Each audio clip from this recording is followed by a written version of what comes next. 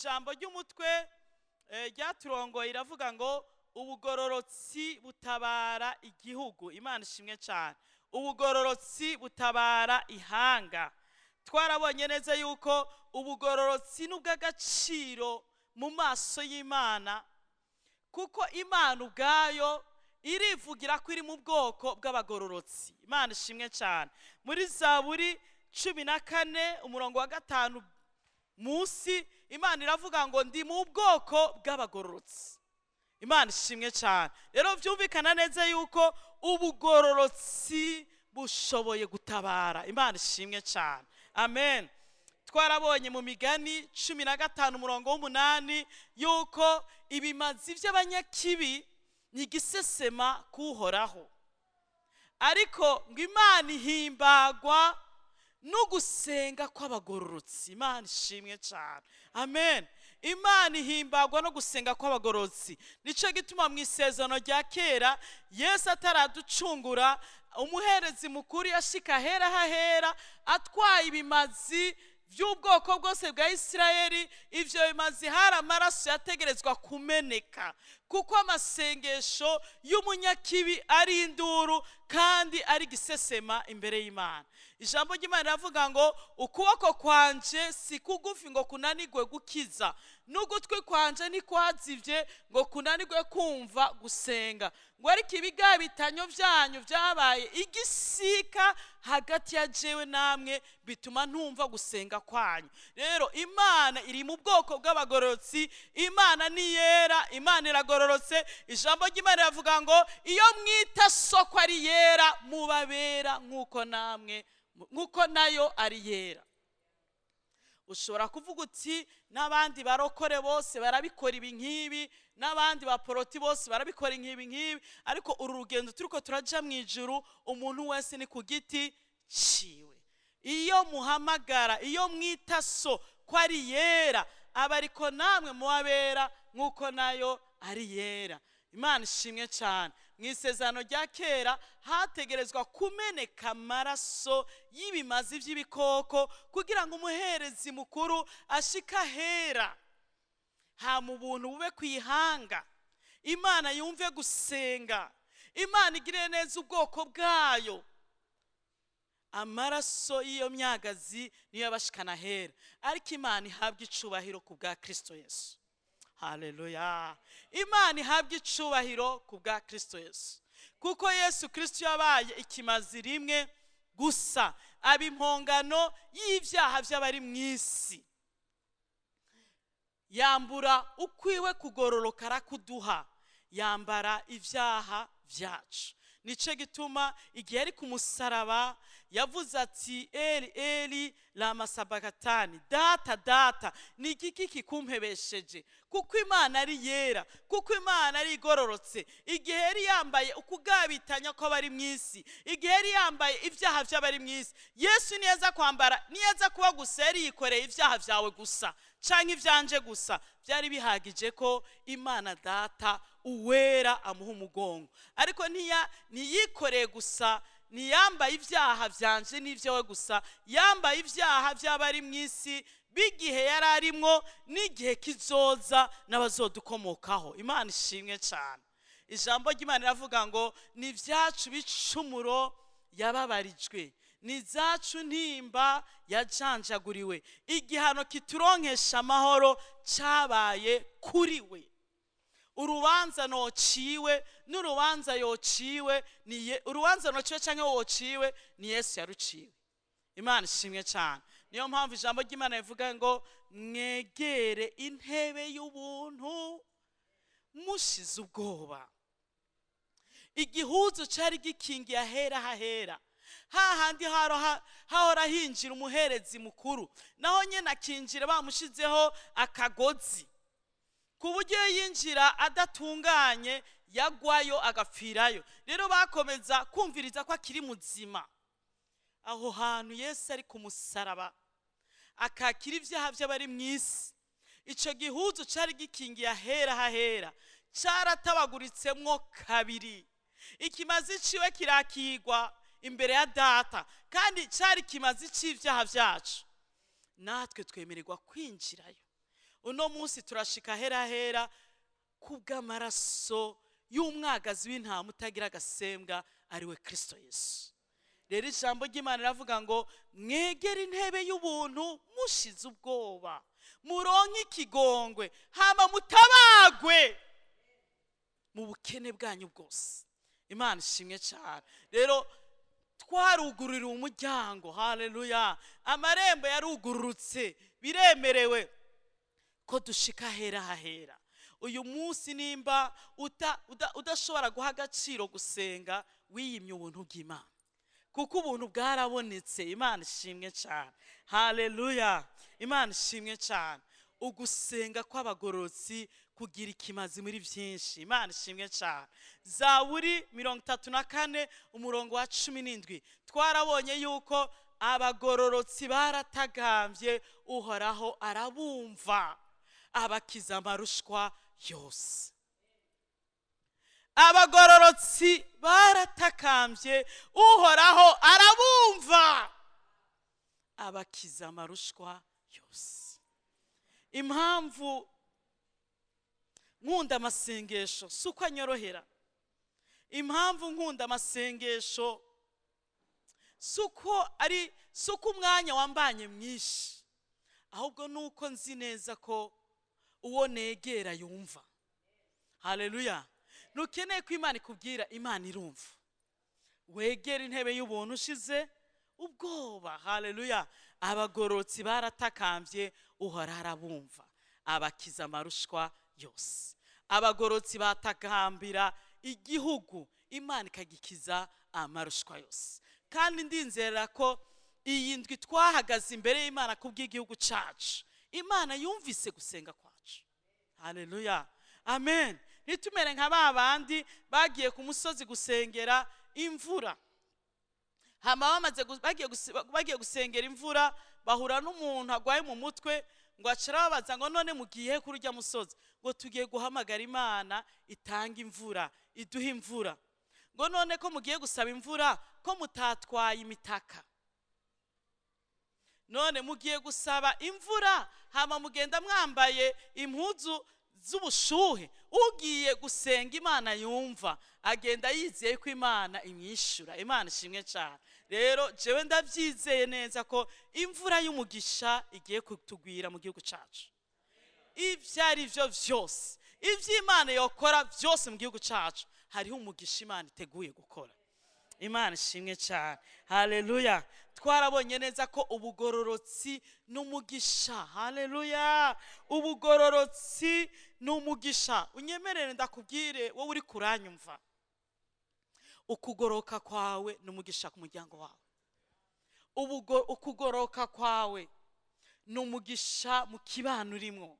Ubugororotsi bwatabara quartier, ubugororotsi bwatabara ishengero, ubugororotsi bwatabara igihugu. Nta mugisha ungana n'ubugororotsi. Imana ishimwe cyane. Muri Yesaya 32 umurongo wa 17 kugeza ku 18 n'amajambo nahawe, haleluya, nkarema. Imana ishimwe cyane. Bongere bayadushirireho. Ubugororotsi buzovyara amahoro. Buriya nubona amatata adahera, haba mu rugo rw'umuntu, haba mu kibano cy'umuntu, haba muri kominote iyo ari yose, naho bamwishengero, haba mu gihugu, haba habuze ubugororotsi. Kuko ubugororotsi, ahari ubugororotsi haba amahoro. Ariko umuntu adatinya Imana nta mahoro agira muri we, kandi ntiyigera yatanga. Ariko iyo umuntu atinya Imana, iyo umuntu agororokera Imana, agira amahoro kandi agatanga amahoro. Ahari ubugororotsi haba amahoro. Ingo zirimo ubugororotsi zigira amahoro, imiryango irimo ubugororotsi igira amahoro. Imana ishimwe cyane. Ngo kandi ukugororoka, kandi ubugororotsi buzozana gutekereza. Ubugororotsi buzana tranquillité. Niyo wabona umuntu mu buzima bwiwe atigera aba tranquille, atigera atekana, umwanya wose abuze ubugororotsi. Sinye ubugororotsi haba tranquillité. Sinye ubugororotsi mu miryango yacu haba gutekana. sinye y'ubugororotsi haba gutekana muri kominote, sinye y'ubugororotsi haba gutekana mu gihugu. Ubugororotsi buzana gutekana, gutekereza, ngo kandi ubugororotsi buzana ivyizigiro. Haleluya, Imana ishimwe cyane. Ivyizigiro gushitsa ibihe vyose. Ku murongo wa 18 verset 18 nkakunda. Kubw'ivyo rero kandi abantu banje, haleluya, bazoba mu ngo zabo amaho kubugororotsi. Maze abantu banje bazoba mu ngo zabo amahoro. Ubugororotsi busuka amahoro mu ngo. Iyo abana bagororoka haba amahoro mu ngo zabo. Iyo umugabo agororotse atanga amahoro mu rugo rwiwe. Iyo umugore agororotse atanga amahoro mu muryango wiwe. Iyo ishengero abantu batinya Imana bakagoroka batanga amahoro mu ishengero. Iyo igihugu cyacu iyo abacarimwo abakristu batinya Imana bagororoka batari abakristu banditswe mu bitabo by'amadini, kino gihugu haba hari amahoro. Ariko benshi batonda mu mashengero ariko ntibashira imbere kugororoka. Kugoroka kuzana amahoro. Imana ishimwe cyane. Kandi abantu banje bazoba mu ngo zaba amahoro, no mu mazu bahabe amarembe. Haleluya. No mu buruhukiro butagira inkomanzi. Mu yandi majambo ubugororotsi buzana ubuhungiro. Haleluya. Buzana demeure iri sûre, un abri ari sûre. Imana ibaha inyota yo kugororoka. Imana ibaha inyota yo kugororoka. Imana iguha inyota. Kumwe wari ugira akanyota ka musteri, ukagira akanyota ka primusi, bihindukire Imana iguha inyota yo kugororoka. Uzoba amahoro kandi usosaza amahoro, n'abawe muzobana amahoro. Igihe nikigera mugatandukana zoba ari amahoro, ibintu byose bizoba amahoro. Ukugororoka n'umugisha umuntu adashobora kwiha. Imana ishimwe cyane. Amen. Uno munsi turarangiza. Haleluya. Nkuko n'amasengesho yacu aza kurangira no munsi 18. Imana ishimwe cyane. Amen. Tugire turabe uruhara. Mu yandi majambo abagororotsi bafise uruhara ku mugisha w'igihugu. Imana ishimwe cyane. Uruhara rwa mbere ni kwingingira igihugu bagahagarika ivyago. Imana ishimwe cyane. Unyemere ndakubwire yuko uruhara rwa mbere usomye mu ijambo ry'Imana. Nivyo turavuga tuti uruhara rwa mbere n'abanyapolitike kugira igihugu kimere neza, leadership nziza, imiryango mizima izotuma igihugu kiba ciza, amashengero. Akongere mbabwire abantu b'Imana, tugaruke mu ijambo ry'Imana. Responsabilité ya mbere Imana yari haye ishengero. Imana ishimwe cyane. Uruhara rwa mbere ni jewe nawe kugira ngo igihugu kigire umugisha. Imana ishimwe cyane. Kandi igikorwa ca mbere ishengero rihamagariwe, igikorwa ca mbere abagororotsi bahamagariwe, igikorwa ca mbere abera bahamagariwe ni kwingingira igihugu kugira duhagarike ibyago. Amen. Twari twasomye Itanguriro 18, twari twahereye ku murongo wa 12, ariko munyemere duhere kuri 22. Imana ishimwe cyane. Duhere ku murongo wa 22. Abo bagabo barijura bagenda batumbereye i Sodomu, ariko Aburahamu asigara ahagaze imbere y'Uhoraho. Imana iguhe guhagarara imbere y'Uhoraho mu bintu bimeze nk'ivyago byose bije bitumbera abawe. Hari ikintu abantu batazi, kandi ijambo ry'Imana yavuga ngo ubwoko bwanje burahonye kubera kutamenya. Imana nikwereka ibintu bibi kubawe, Imana ikabiguhishurira, izo biguhaye akaryo kugira ngo ubisambure. Kuko ikintu cyose, ibintu byose bibaye révélé bibaye condamné. Birababaje ingene umuntu ashobora kwerekwa ikintu kandi akamenya ko ari Imana kimweretse, canke akaronka uvugishwa kanaka akaca kirindira. Imana yanyeretse yuko nzobura umwana mukuru, ngo reka ndamurindira apfe. bamwe muri twebwe tuba twarabahambye uhereye kera. Icyatumye Imana ibikwereka ni kugira ngo bisambure. Jewe ubwanje mbabwira inshuro nyinshi nibonye byarangiye. Burya niyo mpamvu umuntu usuye ubona umuntu nuwuri imbere.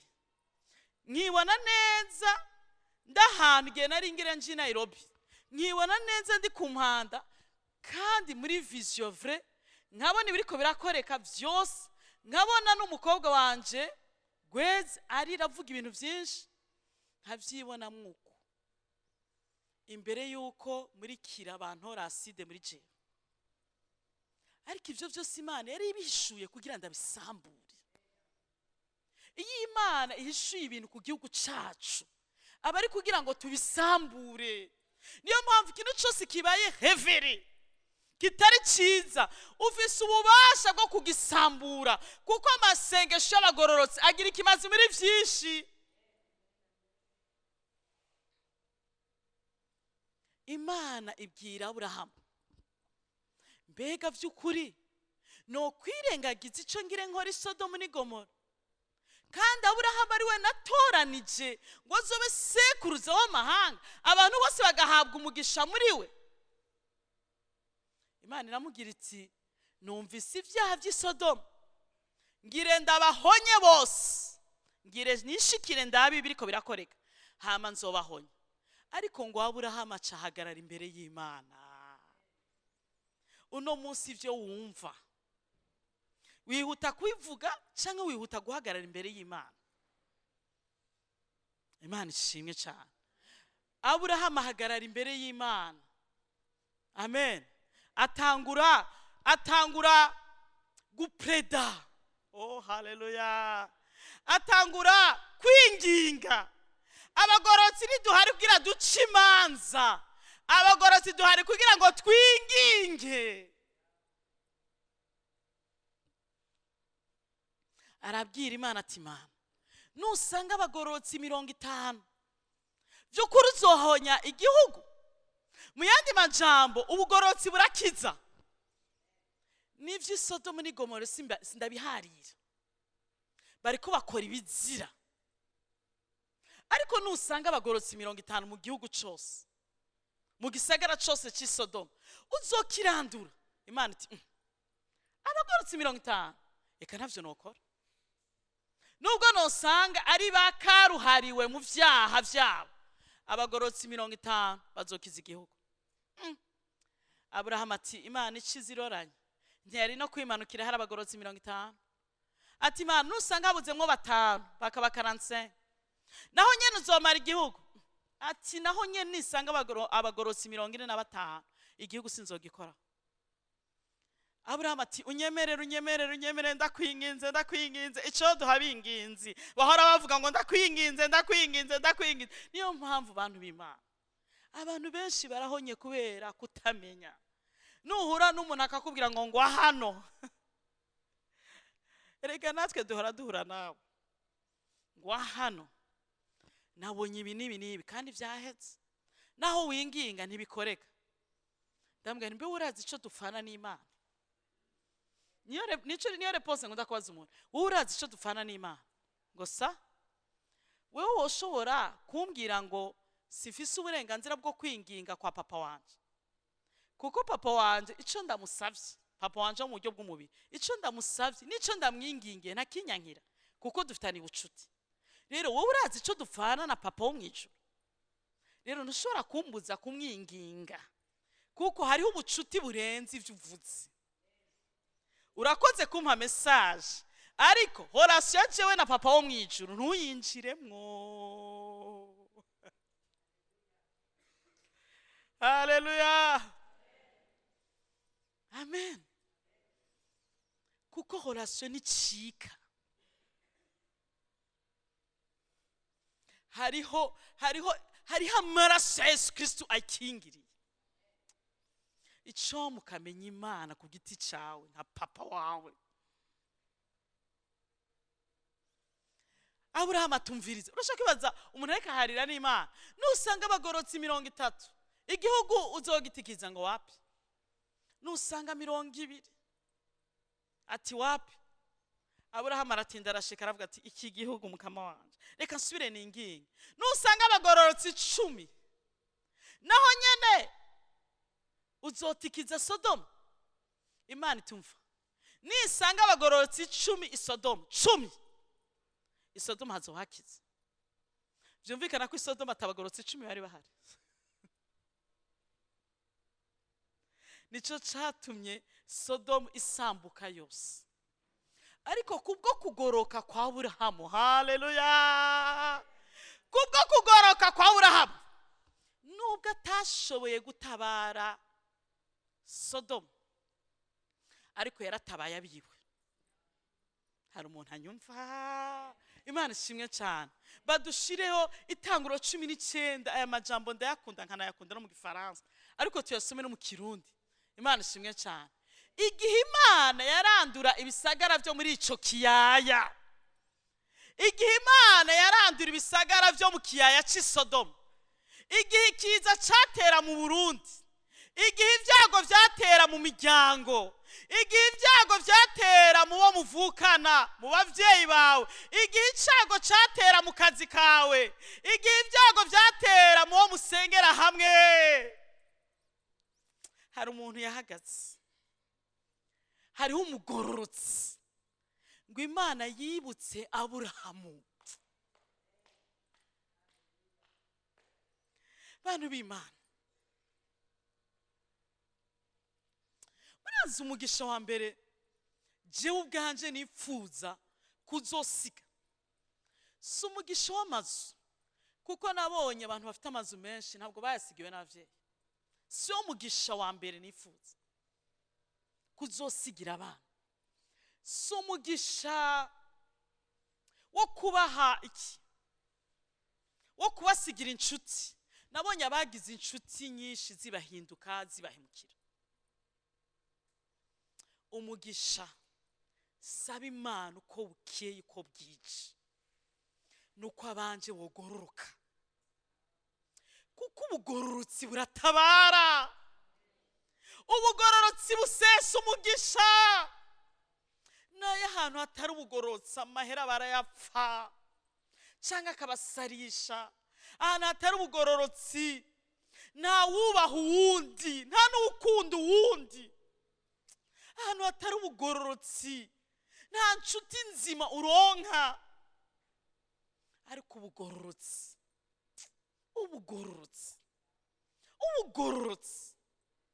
ni umugisha wa mbere. Urazi ko unyemere nkoresha iri jambo, famiye ya Aburahamu umugisha wa mbere yagize ni kugira Aburahamu. Haleluya. Famiye ya Aburahamu umugisha wa mbere yagize ni kugira Aburahamu. Irashaka ko yari ifite abanyamafaranga benshi. Irashkwera igisagara bavuyemwo cyari igisagara commercial, ariko umugisha bagize ni kugira Aburahamu. Iyumvire abagororotsi 10 barabuze Sodoma. Byumvikana ko Sodoma hateza kuba gatikizo kuri bose, ariko kubwo kugoroka kwa Aburahamu. Haleluya. Kubwo kugoroka kwa Aburahamu, Imana igihe yarandura ibisagara byo muri ico kiyaya yibutse Aburahamu, irungika Loti ngo ave muri ako gatikizo. Imana yibutse Aburahamu ikiza Loti. Niyo mpamvu ikintu ca mbere mwansengera nuko nagororoka, narushirizaho kugoroka, kuko niwo mugisha mbafitiye. Uti amen. Niwo mugisha mbafitiye. Kandi nawe wo mu rugo rwawe, umuryango wawe wagororoka, wahesha umugisha umuryango wawe. Kuko abana b'umugororotsi baba bakomeye kandi bakagira umugisha ukomeye. Umujene ari hano ufise inzozi nyinshi, washiraho priorite yo kugororoka. Erega na Yesu ubwiwe yaravuze ngo nimukiganyire ku vyo muzokwambara, nimukiganyire ku vyo muzorya, nimukiganyire ku hina kimwe, ahubwo mubanze mwitwararika ubwami bw'Imana no kugororoka. Ibindi vyose muzora mubironka nka bonus. Ariko ni witwararika ivyo biri ephemer, nitwararika ivyo kurya gusa, ukitwararika ivyo kwambara gusa, nuha agaciro ubwami bw'Imana ngo ubwemvestisemo, nuha agaciro kugororoka, uzobuze l'essentiel, uzobuze ikintu nyamukuru. Rero kugoroka ni ikintu gikomeye. Imana ishimwe cyane. Amen. Imana igihe yarandura ibisagara byo muri ico kiyaya, yibutse Aburahamu ikiza Loti. Mu yandi majambo, Loti yatabawe ku bwa Aburahamu. Niyo mpamvu abarokore bafite inata, ni mwebwe mu metandanje abanyu, nitwemerewe gufyinata, kuko hari ibintu bitwinjirana, kuko twasamaye. Dukwiye guhora duhagaze imbere y'Imana kubw'abacu bose, kuko umugisha wabo uri mu kugoroka kwacu. Umugororotsi yitwa Aburahamu, kandi Aburahamu ntiyari umweranda, ariko yari umugororotsi nk'uko twabivutse. Imana ishimwe cyane. Amen. Ingoma ya 7:14 ntitwasoma. Maze abantu banje bitirirwa izina ryanje, maze abantu banje bitirirwa izina ryanje,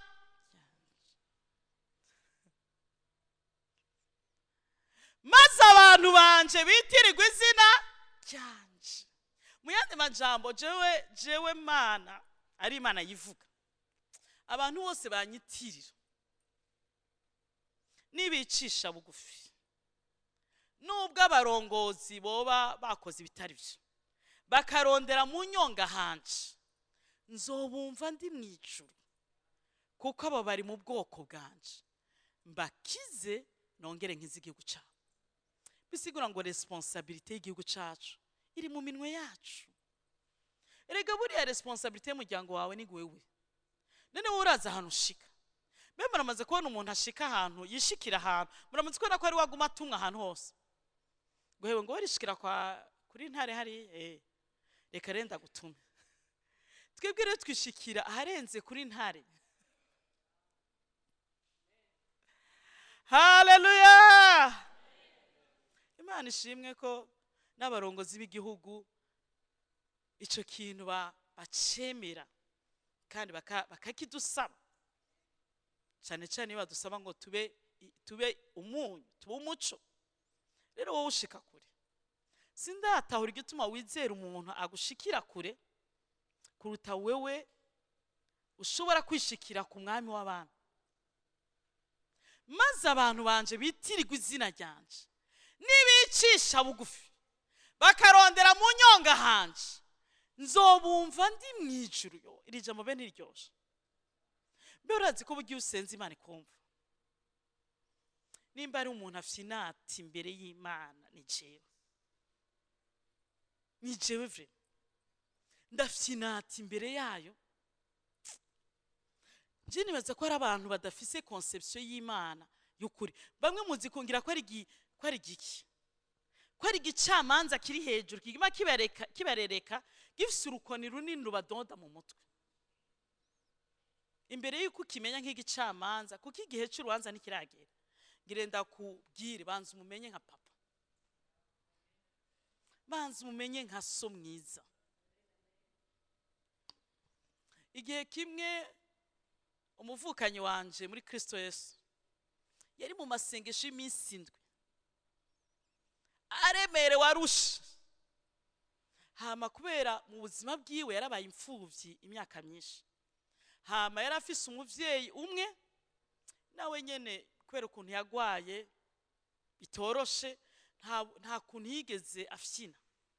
Hama arakizwa, akijijwe yumva Imana ngo ni papa. Burya rero iyo Imana ivuze ngo ni papa, hari igihe kubera utaho waragize nka papa mwiza, canke umbabarire Papa bari hano mubebeza cyane, muzatuma abana banyu bakunda data wo mwijuru. Haleluya, amen. Acaje imbere y'Imana, urazikuja imbere y'Imana muri 7 jours sec. Uzi ko wegereye Imana ntiyavuga. Imana je sinanzi ko yinjiye muri 7 jours sec, nta kimena ninde. Imana itireka nibwirire kandi kifyinira imbere yanje kazi carico ko ndise. Ikirambwira ngo genda umubwira avuge, genda umubwira asabe. Cece nda telefone umudamu we ndambwira nti naka ari masengesho, ngo yego ari masengesho imisindi. None ariko akora iki ko Imana imbwiye ko atari karasaba? Ati nivyo, yego nagize vision kuno hama numva ijwi rimbwira ngo mubwira asabe. None ariko akora iki imisi yose yicinzara gute, yibabara iki atari karasuka umutima? Barazi iyo wisanze ahantu havre urazigena usuka umutima, kuko ahantu wumva ari sûr. Candabwira umudamu ni muri 7 jours vya vrai, yego cyeraga ntumviriza imbere ntumusanga hari karasengera, muteza kumpa komisiyo y'ikinga pastor banzurindi shafata double page yo muri registre datawura ndandika dabona ndashima ndongera nandika nkanafata n'umwanya wo kuruhuka, ntaho hantu Imana yiteguye kumva. Ntihari ikindi no bandibagiye ngahamagara n'abana munyibutse ari kintu mwamwifu. Umwe mu bana banje asharavuga yari piriti, ndashaka ko anniversaire yanje ndayifeta untwaye muri kiriya gihugu turi babiri gusa mu muduga, ngende kuramutsa mukuru wanje aho yiga muri interna, kandi turi muri ico gihugu zontemberezaho turi babiri, uhagurutse umuduga turi babiri ufeta anniversaire ndamutse mukuru wanje. Nico mana umwana wanje ambwiye ko ashaka gufeta anniversaire, duhagurutse umuduga n'igitoro cyose turi babiri tugere kuramutsa mukuru wiwe. Nanje rero afyinye imbere yanje nk'umwana, nanje afyinye imbere yawe ndabishiramo.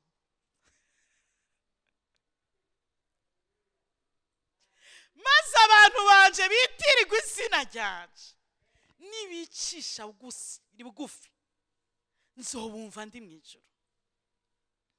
Ndandika je nibaza ko Imana yashaka kumwigisha ingene basenga, harimo gushima, harimo umwidegemvye, harimo ibiki.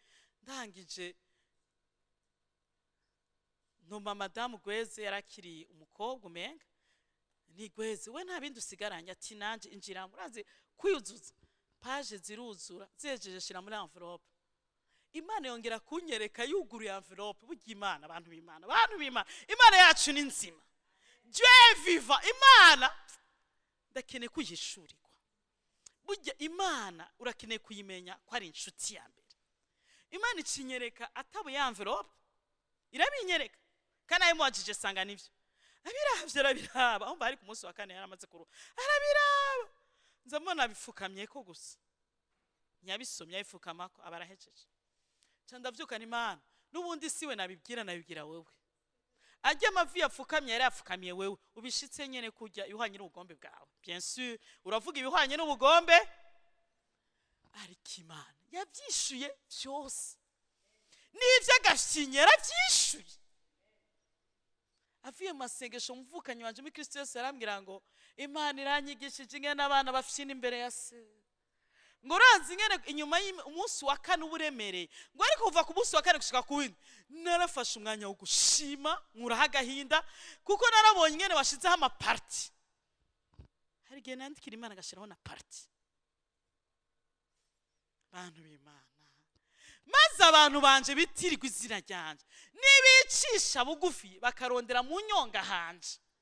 Niyo mpamvu uyu mwanya wo guhora wirukanga ugenda gusengana n'abantu ngo bavuga neza Imana ikumva, ninde yaguhenze? Hari umwana atavuga neza imbere ya se cyangwa imbere ya nyina? Reka nirukange hariya arafise ukuntu avuga neza Imana ikaca yumva, ninde yabahenze?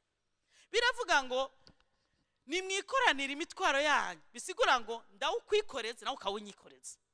Imana ishimwe cyane, amen, haleluya. Ibisigara umuvyeyi aguhesha umugisha, umuvyeyi w'umubiri ya umuvyeyi mushaka guhesha umugisha akawukwatura. ariko ibisigaye ntawe uvuga neza. Nta mwana avuga neza imbere y'umuvyeyi muzima. Umwana wese avuga neza. Rero injira mu cumba haruguru wiyugarane. Ntutegerezwa kumva ingoma zivugirwayo, ntutegerezwa kumva amarira, ntutegerezwa kumva ubushuhe mu ntoki. Vuga irakumva. Erega ikibanza urimwo ni ikiganza. Ahubwo wewe rondera ikigufasha gusenga. Mugabo ubundi rondera ico weguriye Imana. Ariko ubundi nta kibanza na kimwe Imana itakumvamo. Imana ishimye cyane. Hari umuntu ariko aranyumva. Ezekiel 22. Ezekiel 22 were ku murongo wa 25. Umuvugishwe Ezekiel avuga situation iri mu gihugu.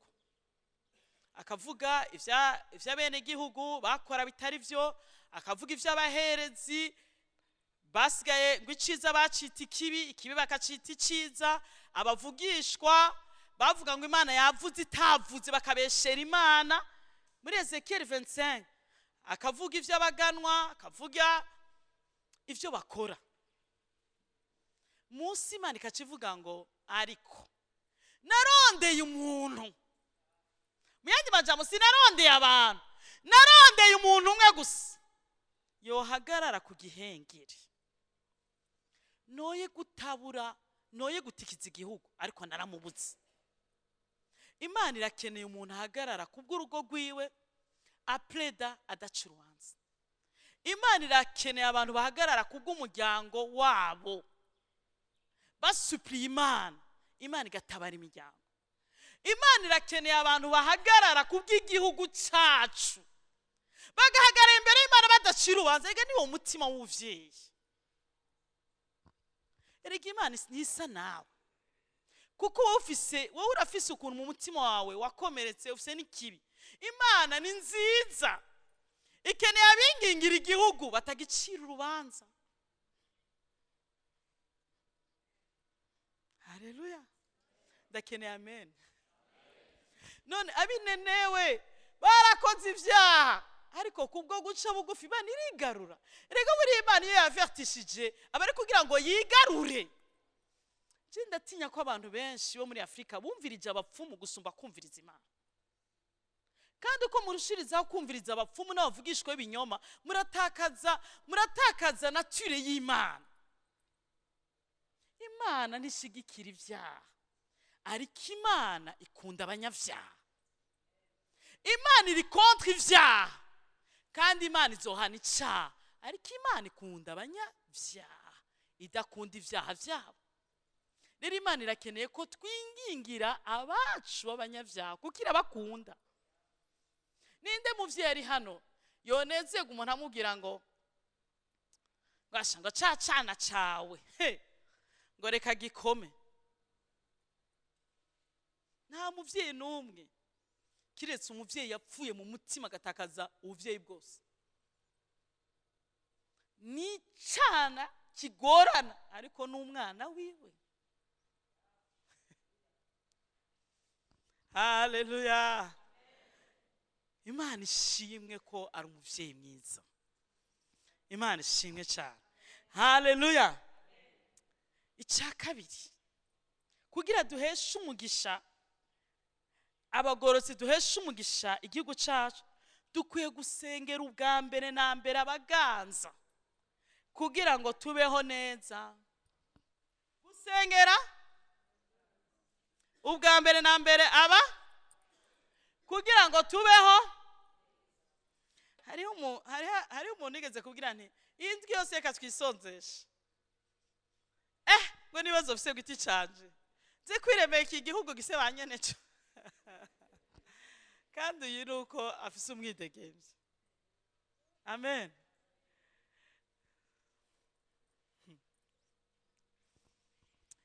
Ndashaka kunyumve neza. Nutasengera abaganza kugira ngo barongogwe n'Imana, bakoreshwe n'Imana, bazofata ingingo zica na vya bindi usengera mu buzima bwawe bwa misi yose.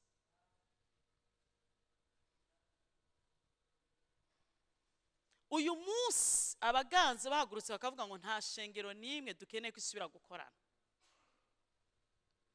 Erega Imana ni Imana y'urutonde, hariho umutwe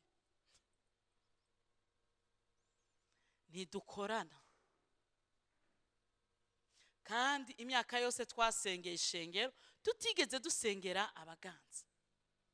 Uyu munsi apana muri kino gihugu cyacu, mu bindi bihugu bovuga bati umugabo wese cyangwa umusore wese afite imyaka 18 gushika ku myaka 50, abari mu ishuri bahagarika amashuri, abari mu budandaje bahagarika ubudandaje, abari mu kintu na kimwe cyose mukivemwo, mugende mu ishamba mugwana abansi bacu. Uwo tuzosanga aryamye mu rugo n'umugore wiwe tuzomututura urusoro, kuko nta gituma aryamana n'umugore wiwe kandi igihugu cyatewe. Nimba utazi kurasa genda ucungere canke ubere inderetsi, ariko nta mugabo asigara mu rugo, nta n'umusore asigara mu rugo do 18 aka a 50. Niho uzomenya neza yuko gusengera umugabo wawe atari yo priority bwa mbere, kuko ari munsi y'abamutegeka. Gusengera abaganza ni inyungu zacu. Abahungu banyu indoto zose bufise zoba zirangiye kuko baba batwara kandi batabavyara.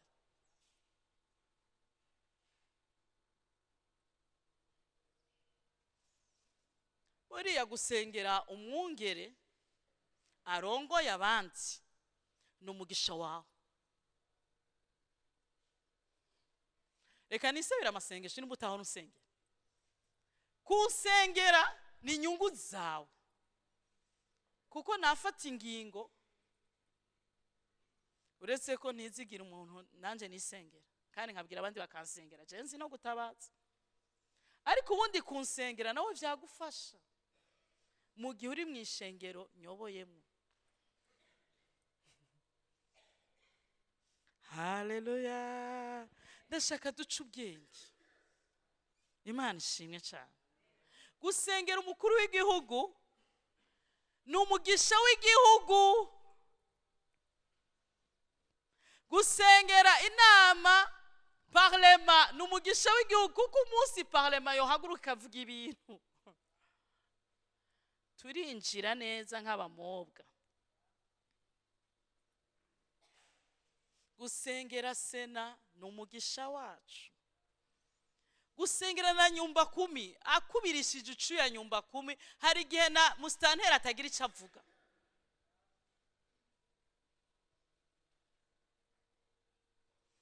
Gusengera umushefu wawo ku kazi ni inyungu zawe. Rero buriya Bibiliya irimo ubwenge bwinshi bw'Imana, kandi abantu babwumvira bo bamahoro. 1 Timothée 2:2 handitswe gute? Ijya mbere y'ibindi vyose ndabahanura kwingingira abantu bose. Iri jambo kwingingira ntabwo ari gusenga bimwe vya bipage. Mwami Yesu ubona ko mvyutse, uhezegire umugore wanje, uhezegire umugabo wanje, uhezegire abana banje.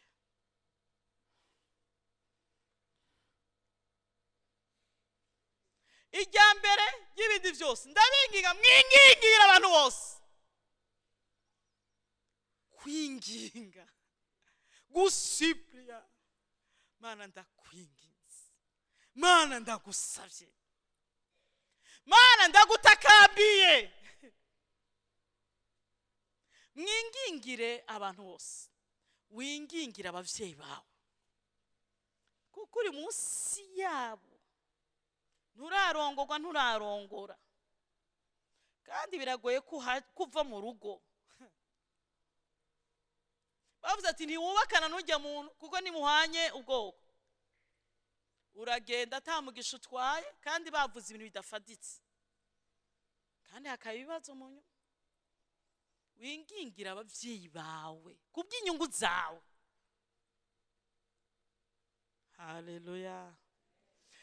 Wingingira abantu bose, wingingire umukozi wawe, usenga Imana kubwo umukozi wawe. Urazi ko umukozi wawe yakubirisha icu yawe kandi utari bwe mwirukane, kuko ugiye kuza utari sure yuko atazona kwibisigaye.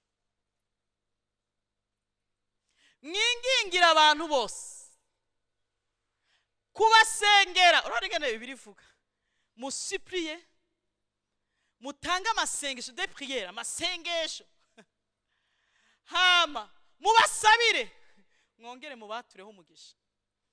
Be murazi ko hari abantu ukwiye no gusabira umugisha kugira basi bagabanuke muri bamwe basi wowe ujejwe. Be murazi ko abantu bose babuze umugisha bitinda bikagushikira. Buriya Imana ivuze ngo nimusabire umugisha n'abansi banyu. Burya n'abansi banyu muwasabiye umugisha hagera igihe ugushikira mu buryo bumwe cyangwa ubundi. Musabira abantu bose neza. Apana ngo ngenda basabire gupfa. Ivyo bintu nibikibasha. Igihe kirageze n'ukuri abantu bakagaruka bakiga ijambo ry'Imana. Ngo jewe ngo nyene ngenda musabire ngo apfe. Haro bimbwiye ati pastor burya usenga nabi. Jari genda vyorosha. Hari kera ngo ari genda vyorosha. Uvyorosha gute? Guca umusabira gupfa. Iri gari y'amasengesho atari amasengesho ari ubupfumu. Bayita ma incantation, bayita kurogana. Ega no kuroga.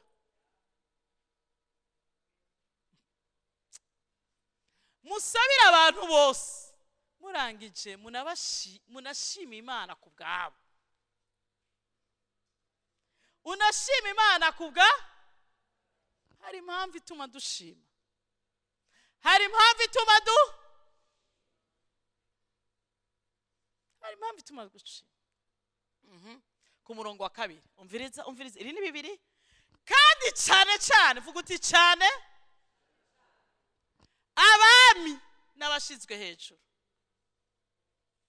Abantu berazi bari kubabwira ngo babasabire umugisha, abari basengere bari abakoroni baba Roma. Uraza abantu babahindura baja ngo basabire umugisha. Aba Roma batwara abayuda ngo mubasengere ngo cyane abami n'abashizwe hejuru. Umvirize kugira ngo twame mu mahoro. Mu Gifaransa bavuga ngo pour avoir une vie paisible. Usengera umugabo wawe kugira uronke amahoro, kuko utamusengera azoyakubuza. Usengera umugore wawe kugira uronke amahoro, kuko utamusengera azoyakubuza kandi uzopfa kare. Inkota si gusogota. Inkota niyo yose kwica bukebuke. Ingwara nyinshi muzo bazabaganga babanza kukubaza ngo ufise stress, ware abaganga sike baravyoroheje ngo ubunyene nimba ari umugabo waca n'umugore wawe rusohoke neza uburabaho. Abana arabaho barungika sha. Basabire cyane abashizwe hejuru kugira ngo muronke une vie paisible. Dutekereje mubaho ubuzima buri tranquille. Uko musengera abashizwe hejuru niko mubaho ubuzima butekanye et sans compromis. Mukabaho mwubaha Imana mutari nyankamugayo gose. Bisigura ngo hari igihugu nigeze kwinjiramo, juste twari kumwe n'abandi bantu bakoze Imana, juste baje kudukorera ibi baca baraza ngo zana amadolari make. Kiwaziwazi zana amadolari make. Ndabwa n'amadolari yiki ni giki. Abo turi kumwe barabarokore kandi barakoze Imana, bati hindura imvugo, ntuyite ko umuhaye fraud. Vuga uti ndaguhaye fana papa ntumbaze ngene bavyita ngo yite kugira ngo sinkora icana ndamwita ifana, ariko ntiyasavye ifana, yasavye ku nguvu. Turacerewe no tugirene yimuhe. Bisigura ngo iyo udasengeye abashizwe hejuru wisanga uri kubaho mu vyaha nawe. None muri yatuvuganye kuri ko mu mutima sigiture naye mpaje kumuha. bisigura ngo udasengeye abaganza uzobaho ubuzima burimwe amakompromi nawe, kuko umunsi uzoshaka gukora ibigororotsi uzohateba. Muzotubaze hano hariho amateka tuzobabwira.